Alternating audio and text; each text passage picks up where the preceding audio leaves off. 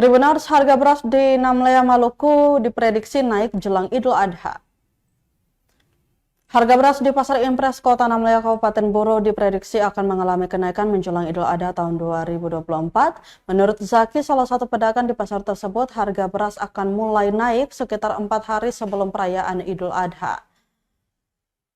Ia memprediksi harga beras premium yang saat ini dijual seharga Rp15.000 per kilogram akan naik menjadi Rp16.000, sementara itu beras medium yang harganya Rp14.000 per kilogram kemungkinan akan naik menjadi Rp15.000. Menurut Zaki, kenaikan ini meskipun relatif kecil, yaitu sekitar Rp1.000 per kilogram, sudah cukup terasa bagi konsumen. Dengan lonjakan permintaan yang sering terjadi pada periode ini, banyak pedagang seperti Zaki yang bersiap dengan stok tambahan untuk memenuhi kebutuhan masyarakat.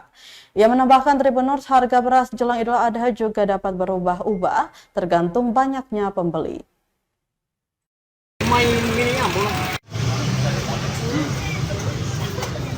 Barangnya 660 yang 2 karung itu.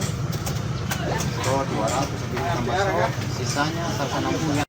Download Tribun X sekarang, menghadirkan lokal menjadi Indonesia.